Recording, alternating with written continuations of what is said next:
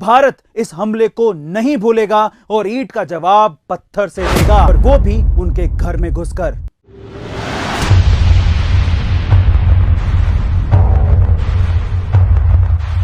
एक ऐसा भारतीय जिसने खुलेआम पाकिस्तान को मुंबई के बदले बलूचिस्तान छीन लेने की चेतावनी देने से गुरेज नहीं किया।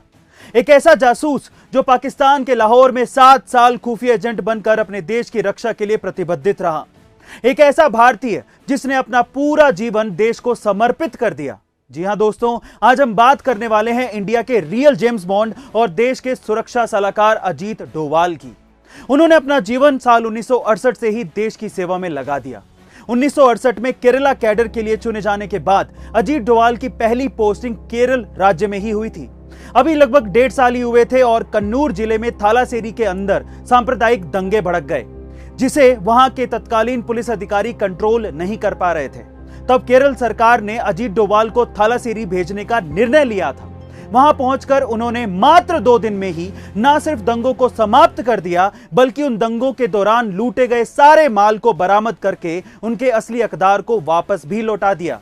इससे उनकी छवि एक दबंग पुलिस अफसर के रूप में उभर कर सामने आई थी। अब इस सफलता के बाद अजीत डोभाल को 1972 में दिल्ली बुला लिया गया था। वहां उन्हें आईबी में नियुक्त किया गया।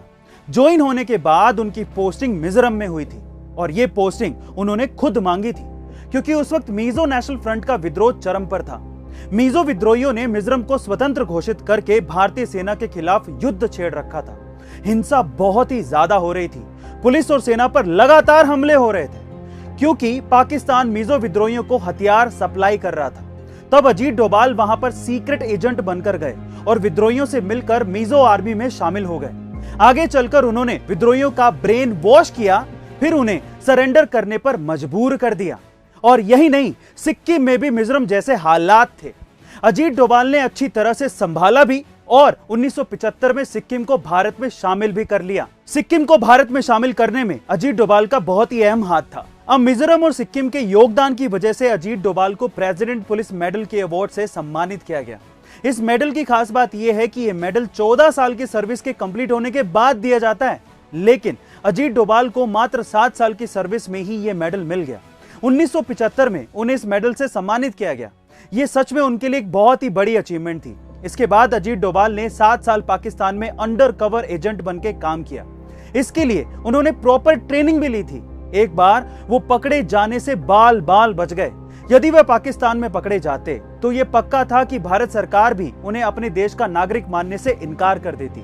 इसके साथ ही उनको जिंदगी भर जेल में रहना पड़ता, वो अलग, और टॉर्चर सहना पड़ता, वो भी अलग, क्योंकि हर देश में अंडरकवर एजेंट के लिए ऐसा करने की मजबूरी होती है। उन्होंने पाकिस्तान में रहते हुए बहुत सारे भारत विरोधी षड्यंत्र को नाकाम किया और बहुत सारी खुफिया जानकारी भारत सरकार को मुहैया करवाई। अब 1984 में ऑपरेशन ब्लू स्टार के वक्त जब खालिस्तानी आतंकियों ने इंदिरा गांधी की हत्या कर दी थी, उस वक्त अजीत डोभाल पाकिस्तान में थे। लेकिन जब वापस 1988 में एक बार फिर खालिस्तानी आतंकियों की एक्टिविटी शुरू हुई और गोल्डन टेम्पल पर उन लोगों ने हमला किया और कब्जा कर लिया, तब अजीत डोभाल भारत में ही थे और जानकारियां निकालने के लिए उन्होंने अपनी जान तक की परवाह नहीं की और वे उस वक्त आईएसआई एजेंट बनकर गोल्डन टेम्पल में घुस गए। अजीत डोभाल ने पाकिस्तान से मिली जानकारियों का भरपूर इस्तेमाल किया, जिससे वो उन टेररिस्ट को यकीन दिलाने में सफल रहे कि वो एक पाकिस्तानी आईएसआई एजेंट है। वो आतंकवादियों के साथ रहने लगे और उनकी सारी जानकारियां जुटा ली।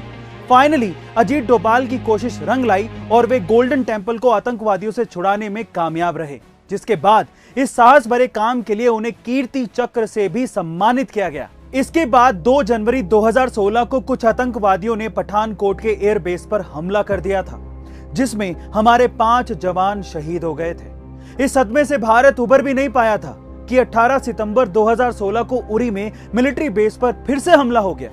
काउंटर अटैक में सारे आतंकवादी जरूर मार गिराए गए थे, लेकिन हमारे 18 जवान भी शहीद हो गए थे, जिसमें घायलों की संख्या काफी ज्यादा थी।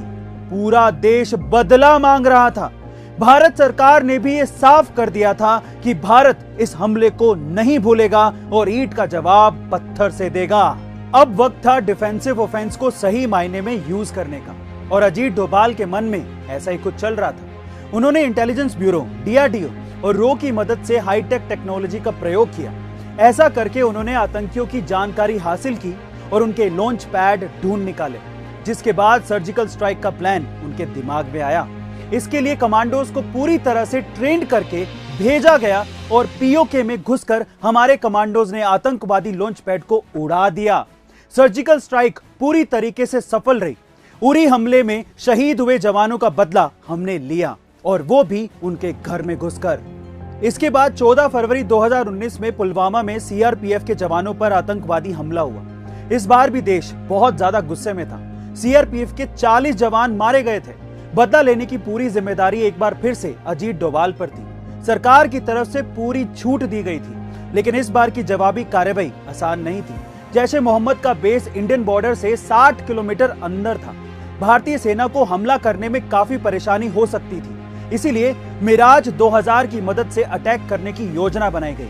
इंटेलिजेंस से मिली जानकारी के अनुसार बालाकोट में 300 मोबाइल एक्टिवेट थे। इसका मतलब वहां काफी संख्या में आतंकवादी मौजूद थे। 26 फरवरी 2019 को सुबह 3 बजे फाइटर प्लेन ने उड़ान भरी और बालाकोट में करीब 1000 किलोग्राम के बम दाग कर सारे आतंकवादी खत्म कर दिए गए, जिससे पुलवामा का बदला पूरा हो गया और सारे फाइटर प्लेन अपने बेस पर सुरक्षित वापस आ गए। अब पाकिस्तान ये बात अच्छी तरीके से समझ गया था कि भारत से वो आमने सामने की लड़ाई तो नहीं जीत सकते। इसीलिए कश्मीरी बच्चों का ब्रेन वॉश करके उन्हें आतंकवादी बनाने की साजिश हमेशा से रची गई। और आर्टिकल 370 की वजह से भारत सरकार पर बहुत सारे रिस्ट्रिक्शंस थे। इसी वजह से कश्मीरी युवाओं का विकास नहीं हो पा रहा था और उन्हें मेन स्ट्रीम में लाना बहुत ज्यादा जरूरी था। 2019 के बाद अजीत डोभाल ने 3 महीने तक कश्मीर की समस्या का अध्ययन किया। ऑपरेशन ऑल आउट में भारतीय सेना ने सैकड़ों आतंकवादियों को मार गिराया, लेकिन डोभाल की माने तो वो आतंकवाद के खिलाफ कुछ बड़ा करना चाहते थे। वो था आर्टिकल 370 और 35A संविधान से हमेशा हमेशा के लिए हटाना। और उन्होंने भारत सरकार के साथ प्लानिंग करके आर्टिकल 370 और 35A को संविधान से पूरी तरीके से हटा दिया, जिससे जम्मू कश्मीर भारत का हर तरीके से अभिन्न अंग बन गया। कश्मीर की जनता को अपने साथ लेने के लिए अजीत डोभाल ने बिना अपनी जान की परवाह किए उनसे बात की और बिना किसी हिंसा के कश्मीर को भारत से अलग करने वाली इन धाराओं को हटा दिया। दोस्तों, अजीत डोभाल के बारे में जितना कहें उतना कम है। उन्होंने देश के लिए जितना किया है वो करने के लिए हिम्मत चाहिए। अब तो आप समझ ही गए होंगे कि वे क्यों भारत के जेम्स बॉन्ड कहलाते हैं। और अंत में हम सभी को मिलकर ऐसे वीर योद्धा को भारत सरकार से भारत रत्न दिलाने का आग्रह करना चाहिए। अगर आपको भी ये लगता है कि वाकई में अजीत डोभाल को भारत रत्न मिलना चाहिए तो कमेंट सेक्शन में जरूर लिखिएगा और हमें यह भी बताइएगा कि आप कौन से स्पेशल टॉपिक पर मुझसे वीडियो चाहते हैं। गाइस, ऐसे ही इंफॉर्मेटिव वीडियोस के लिए शेयर, सब्सक्राइब एंड लाइक। मिलता है अगली वीडियो में।